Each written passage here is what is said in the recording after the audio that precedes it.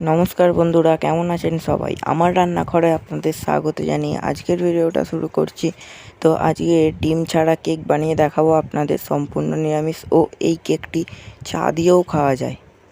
তো ভিডিওটি প্রথম থেকে শেষ পর্যন্ত অবশ্যই দেখবেন এবং চ্যানেলে নতুন হলে একটি সাবস্ক্রাইব ও লাইক করে দেবেন। তো চলুন এবার ভিডিওটা শুরু করা যাক। অল্প পরিমাণে দুধ নিয়ে সেটাকে এবার ফুটিয়ে নিয়েছি, তাতে 1 চামচ বাটার দিয়ে দিতে হবে। তারপর এটাকে ভালো করে মিশিয়ে নিতে হবে চামচের সাহায্যে।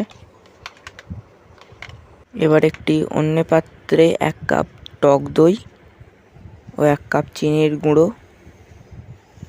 দিয়ে ভালো করে মিশিয়ে নিতে হবে এই উপকরণগুলোকে। এবার ভালো করে মেশানোর পরে এতে দিয়ে দিতে হবে 2 কাপ ময়দা ও ওই কাপেরই হাফ কাপ সাদা তেল। তারপরে 2 চিপি ভ্যানিলা, হাফ চামচের মতো বেকিং পাউডার ও হাফ চামচের মতো খাবার সোডা দিয়ে এবার এটাকে ভালো করে মিশিয়ে নিচ্ছি।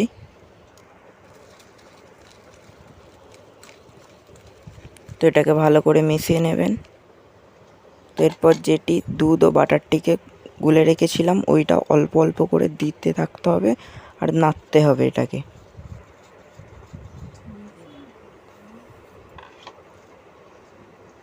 আর অল্প অল্প করে দেবো আর মিশিয়ে নেবো।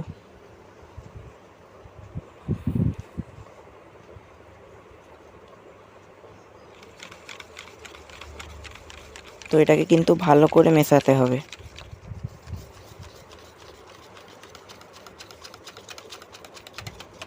তারপর একটি অন্য পাত্রে যেটিতে কেকটাকে বসাবো সেখানে অল্প পরিমাণে সাদা তেল দিয়ে চারপাশে মাখিয়ে নেবো। তারপরে অল্প ময়দা নিয়ে লাগিয়ে দেবো চারপাশে। তারপরে ব্যাটারটিকে নিয়ে এতে ঢেলে দেবো।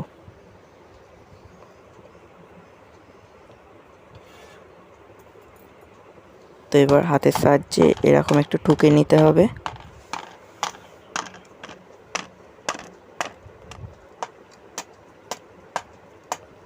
এবার কড়াইতে নুন দিয়ে একটা স্ট্যান্ড বসিয়ে দিয়েছি, এতে এবার ব্যাটারের পাত্রটাকে দিয়ে দেবো এতে।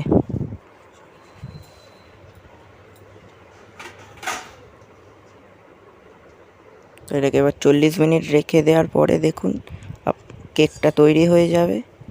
এবার একটি প্লেটে উল্টে এটি পেছন, তারপরে তৈরি হয়ে যাবে কেকটি। তো খুব সহজেই কেকটি তৈরি করা যাবে।